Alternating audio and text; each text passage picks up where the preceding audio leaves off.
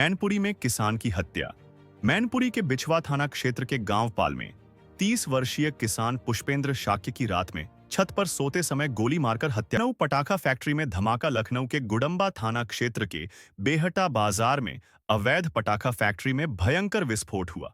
धमाके में फैक्ट्री मालिक आलम और उनकी पत्नी मुन्नी सहित 4 लोगों की मौत हो गई है। विस्फोट इतना जोरदार था कि पूरी बिल्डिंग जमींदोज हो गई और आसपास के 2-3 मकान भी क्षतिग्रस्त हो गए। धमाके की आवाज 2 किलोमीटर दूर तक सुनाई दी। मुख्यमंत्री योगी ने इस हादसे पर दुख प्रकट किया है। में अवैध टेलीफोन एक्सचेंज का भंडाफोड़। मेरठ पुलिस ने लिसाड़ी गेट थाना क्षेत्र में अवैध टेलीफोन एक्सचेंज का भंडाफोड़ किया है। इस कार्रवाई में 6 आरोपी गिरफ्तार किए गए हैं, जो विदेशों से आने वाली VoIP कॉल्स को लोकल कॉल में बदलकर टैक्स चोरी कर रहे थे। यह गैंग क्रिप्टो करेंसी में पेमेंट लेता था और देश की आर्थिक व्यवस्था तथा सुरक्षा में सेंधमारी कर रहा था। पुलिस ने 32 सिम स्लॉट का डेस्टर डिवाइस सहित कई तकनीकी उपकरण बरामद किए हैं।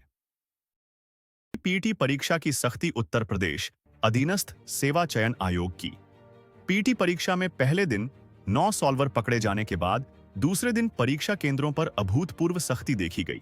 छात्राओं के जूड़े, पायल, बाली तक खुलवाए गए और पानी की बोतल का रैपर तक हटवाया गया। कानपुर, गोरखपुर, लखनऊ, सहारनपुर समेत सभी शहरों में परीक्षा केंद्रों के बाहर पुलिस भर्ती परीक्षा जैसी सख्ती की गई। छात्रों का कहना है कि इससे उन्हें काफी परेशानी हुई।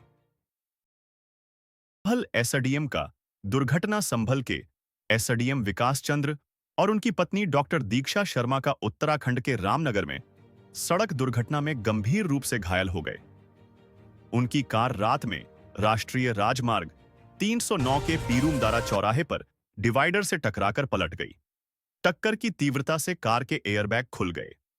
दोनों को पहले स्थानीय अस्पताल फिर मुरादाबाद रेफर किया गया है। स्थानीय लोगों ने बताया कि इस स्थान पर पहले भी कई दुर्घटनाएं हो चुकी हैं। मंत्री योगी के विकास कार्यक्रम। मुख्यमंत्री योगी आदित्यनाथ ने शिक्षक दिवस पर बड़ी घोषणा करते हुए प्रदेश के सभी कैशलेस इलाज की सुविधा शुरू करने की घोषणा की। उन्होंने उद्गम डिजिटल प्लेटफॉर्म भी लॉन्च किया।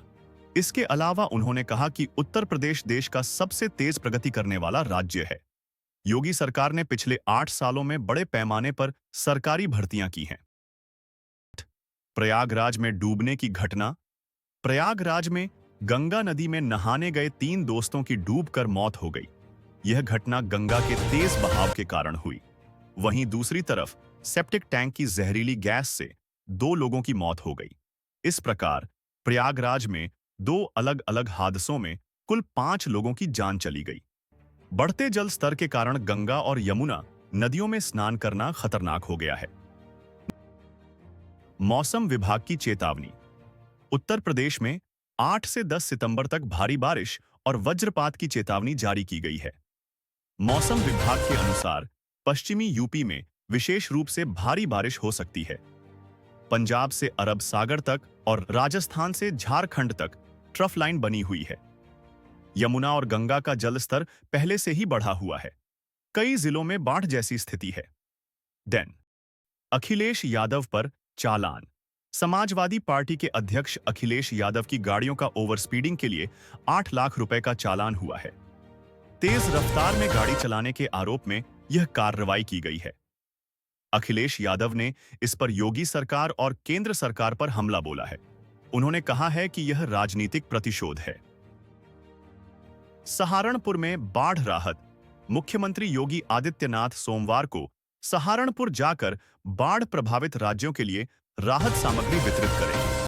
वे विशेष विमान से सरसावा एयरपोर्ट पहुंचेंगे। उत्तर प्रदेश के 17